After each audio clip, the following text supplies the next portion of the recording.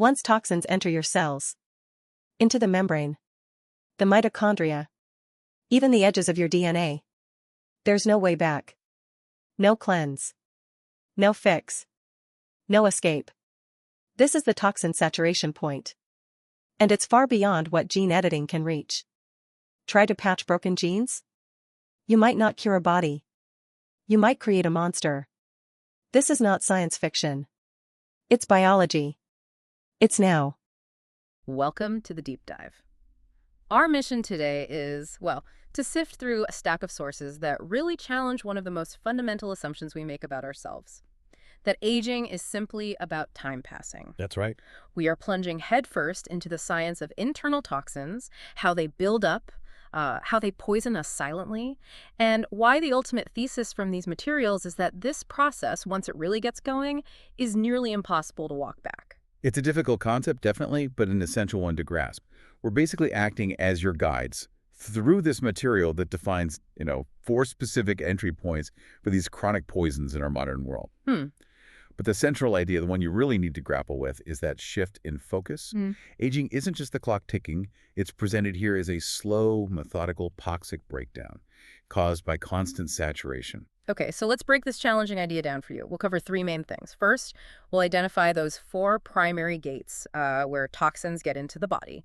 Second, we'll track the 3 stages of internal accumulation that lead to what they call a physical saturation point. Yeah, the tipping point. And finally, we'll explore this really difficult distinction the sources draw between, say, the idea of reversal and the perhaps harsher reality of containment. Let's dive in. Okay, let's begin by tracking the supply chain, if you will, of these internal pollutants. The sources break toxin entry into 4 distinct categories. And the first one is, well, it's the most immediate and honestly probably the scariest: airborne toxins. What's fascinating here, and quite concerning, is how ineffective our body's defenses seem to be against this specific way in. We're talking about the obvious things: acid rain components, alkali dust, industrial exhaust, smoke. Usual suspect. Exactly. But the critical focus in this research is really on the ultrafine particles. Ultrafine. You mean like the PM 0.1 and below mentioned in the sources? For listeners who maybe aren't familiar with environmental reports, just how small are we talking? We are talking incredibly small. Particles roughly 11,000th the width of a single human hair.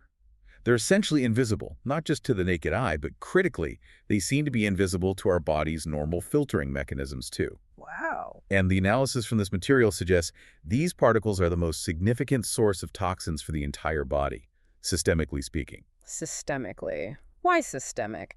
I would have guessed airborne toxins mostly hammer the lungs. They do initially, absolutely, but because they're just so tiny, they get down into the alveoli, those little air sacs deep in the lungs where oxygen and CO2 swap places. Okay. Once they're there, they basically bypass the entire metabolic filtering process you'd get with food, for example.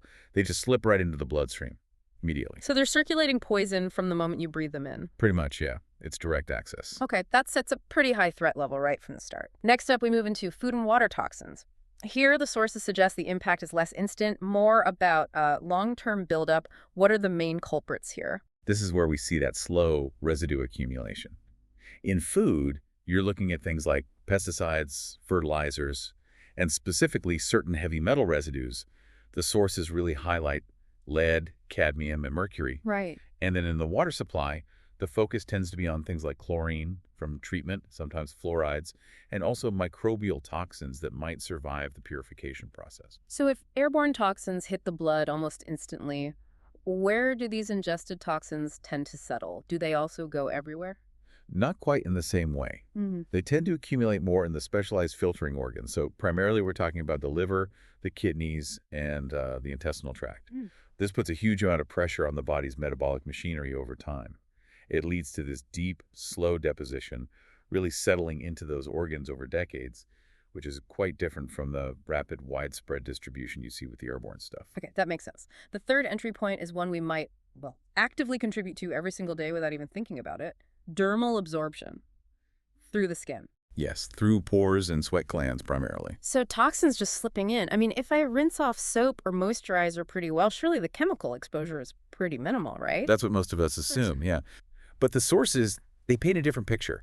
They really emphasize that this risk operates on a long-term, latent basis. Latent, meaning slow burn. Exactly. It's not about one shower or one application of lotion. It's about the cumulative effect of constant low-level exposure over years and years. We're talking about chemicals from cosmetics, cleaning agents, hair dyes, even sunscreens that are constantly interacting with your skin barrier. But the sources also mentioned things we wear, didn't they? Not just apply. Absolutely. Think about toxic molecules potentially released from everyday items. Maybe plastic goods you handle all the time, or certain types of metal accessories like jewelry. These molecules, they don't necessarily need a big cut or wound to get in. They can slowly penetrate the dermal layer over time and just add to that overall toxic load we're building up. Yeah. And that brings us to the final major category, which is a bit of a catch-all for modern living, really. Drugs and modern chemicals. This covers things we intentionally take alongside, invisible gases we might just passively absorb from our environment. Right. The intentional side is complex. The sources talk about secondary toxins, these residues and byproducts that form when long-term medications, even if they're helping with one issue, get metabolized and maybe leave behind a kind of toxic signature. Precisely. It's the breakdown products. Yeah. And then you've got the invisible environmental sources. The materials specifically call out volatile organic compounds, VOCs. VOCs, okay. Yeah, released from all sorts of modern materials.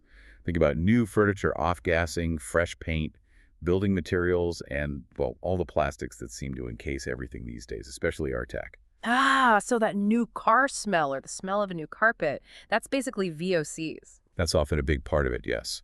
And the warning here in the sources is quite strong. If the body doesn't have an effective, immediate way to get rid of these compounds, they don't just, magically float away. They stick around. They settle deep into organ tissues, and this is critical, in the gaps between the cells. They sort of find these structural weaknesses and can essentially make a permanent home there. Okay, so we've covered how they get in, 4 main routes. But what actually happens once the body's, let's say, security system is breached? Our sources seem to simplify this internal crisis into a 3-step process, one that leads to cellular overload. Yeah, it's presented as a terrifyingly efficient system of, well, almost self-destruction, if you look at it that way. Step 1 seems straightforward. Enter blood. As we've kind of established, everything, whether it's inhaled, ingested, or absorbed through the skin, it all eventually finds its way into the blood circulation. That's the main highway, right? Exactly. The bloodstream is the transport network. Right. Which leads directly to step 2, distribute. The blood just carries these toxins indiscriminately everywhere to all tissues and organs. Even though the body's trying to filter. Oh, absolutely. The body is desperately trying to shunt these toxins towards the liver and kidneys for processing. But the sheer volume, especially with chronic exposure, means they end up circulating everywhere. They reach every cell. And that leads to step 3, which sounds like the really critical moment, deposition and fixation. This is described as the crisis point, maybe the end game for that particular cell or tissue area. What does that fixation actually look like inside the body? Well, picture the body as this incredibly complex, fine-tuned machine.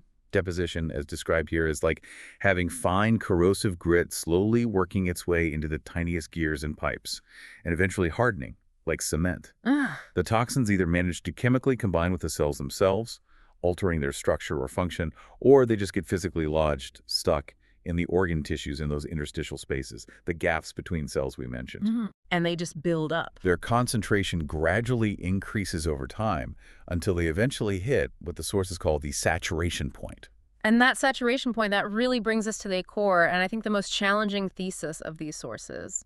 If we connect all this to the bigger picture, the material argues pretty forcefully that aging is a slow, toxic breakdown, and critically, it's not a path you can easily walk back. Yeah, that really flies in the face of a lot of the popular anti-aging or reversing the clock narratives we hear, doesn't it? It does. And the sources are quite precise here. They stress they're not talking about, acute poisoning where you get sick suddenly or simple allergies or inflammation. They're specifically discussing chronic nano-scale poisons silently accumulated in the body over decades, these subtle cellular killers. And what is it about these chronic toxins that makes them so effective, so insidious at corroding life, according to this view? It seems to be their silence, their stealth. The sources say they cause no pain, they show no symptoms in the early stages, and they don't strike suddenly. So they manage to avoid triggering the body's major alarm systems, while they just quietly go about dismantling cellular integrity, day by day, year by year, slowly forcing the whole system into a state of decline. Okay, so this is where the popular idea of, say, reversing aging through maybe radical diet changes, fasting, or specific supplements really comes into question based on this material. If I start a perfectly clean lifestyle today, stop all exposure, what's the argument against actual reversal presented in these sources? The sources are pretty blunt about it. They actually call the common belief in reversal a dangerous illusion. The core argument rests on this idea of locked-in damage. Locked in. Yeah. Meaning, even if you completely stop all new toxin exposure right now, the toxins that have already achieved that state of fixation, the ones already lodged in the cells or tissues. The ones past the saturation point. Exactly. They will continue to cause damage just by being there. Aging, in this model, will still proceed because the corrosive agents are already inside the machinery. You can slow the process down, definitely, but you can't, according to this view, restore the original purity of a completely clean system. So it's like applying the brakes, but the car's already significantly damaged and still rolling downhill, just maybe slower. Why is that irreversibility considered so absolute once that saturation point is hit? What makes it so permanent? The key seems to be where these toxins ultimately settle. Once these substances manage to infiltrate the cell membrane itself or get inside the mitochondria, the energy powerhouses of the cell, or even settle into the delicate areas right around the DNA, they become, in a way, chemically integrated or physically stuck in a way that the body just can't easily remove. The sources argue they become nearly impossible for the body to actively eliminate. So it's not like cleaning a surface anymore. No. Think of it less like, say, a fresh coffee spill on a kitchen counter that you can wipe up, and more like decades-old acid stain that's actually etched itself into fine marble. The structure itself has been altered. That's a profound and honestly quite a difficult conclusion to just sit with. If the damage is potentially locked in at the mitochondrial or even near DNA level, what does this perspective suggest about a lot of modern longevity science, especially the stuff focusing heavily on genetic modification or gene editing? Well, this is where the sources raise a really critical and frankly quite chilling warning. The material argues that this type of cellular poisoning is fundamentally beyond the reach of something like genetic modification. Why? Because the genes themselves aren't the original problem. Precisely. The argument is the genetic structure isn't necessarily inherently flawed from the start. It's become contaminated, poisoned by these external factors. And trying to fix these already damaged poisoned gene structures, the source explicitly warns, might actually risk the creation of something completely unnatural. Potentially. They use the phrase monstrous human being. Wow, that's strong language. So this perspective suggests that even the most cutting-edge longevity science might be fighting the wrong battle if it doesn't somehow address this core contamination issue first. That seems to be the implication, yes. The ultimate conclusion the sources drive towards is really powerful. Human aging in this framework isn't primarily driven by the simple passage of time itself. Instead, it's seen as being quietly pulled downward by the weight of internal toxins. Okay, so taking all of that in, what does this mean for you, the listener? If these sources insist that genuine restoration is practically impossible and reversal is largely an illusion, what concrete, actionable steps are actually left? It feels like we have to fundamentally shift our whole mindset here. Absolutely. The sources frame this entire discussion as needing a shift away from seeking miraculous cures and towards disciplined defense. The mantra becomes, this is not reversal, it's survival. This is not restoration, it's containment. Containment. Okay. And based on that, they really only offer 3 actionable pillars, all focused entirely on defense and mitigation, slowing the decline. Number 1 being, well, logically stopping the flow inwards, right? Yes. First and foremost, block further accumulation of toxins starting now. This is purely defensive. It means consciously addressing those 4 entry points, air, food, water, skin, environment, immediately. If you accept the basic premise here, you have to stop adding more poison to the system you have. Makes sense. Number 2, then, is about dealing with the damage already done, mitigating its effect. Exactly. Slow the damage caused by the existing toxins that are already fixed inside.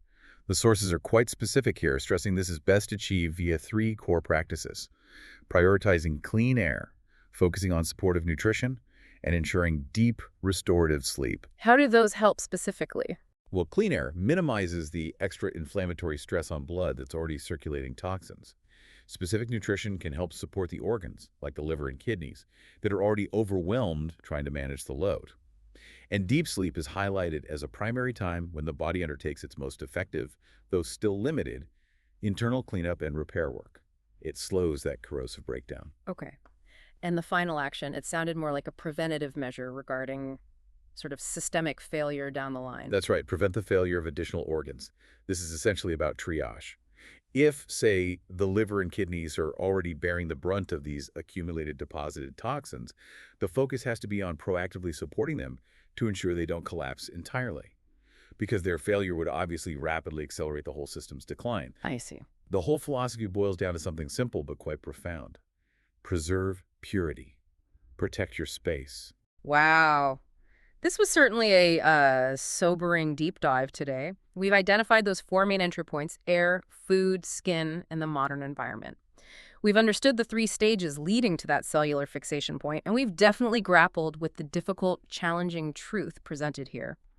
That chronic toxin damage, especially once it really gets deep into the mitochondria or near the DNA, is presented as nearly impossible to truly reverse. I think the most profound takeaway really is that shift in perspective it demands. If we accept, even provisionally, the source's final warning here, that the key to a long, healthy life might be more about preserving the purity you still have rather than constantly seeking some kind of magical reset button, then we really have to look hard at the primary source of failure identified. The air we breathe being the most direct route.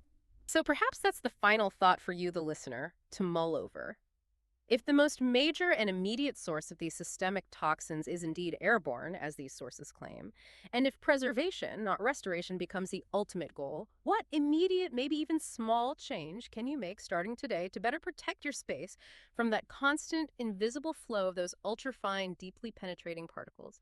The Air 6 Free Maze Purifier is the world's only device that truly filters toxic airborne particulates and aerosols. Its core design returns the duty of air cleaning to machines, so people no longer act as living filters. Air 6 Free means dust-free, germ-free, toxin-free, smoke-free, odor-free, and heavy metal-free. 5 purification steps. Step 1: Ionization zone. Dual electrostatic pre-filters. Captures dust, pollen, plastic, microparticles, VOCs, and toxic gases. Step 2: Secondary ionization stage.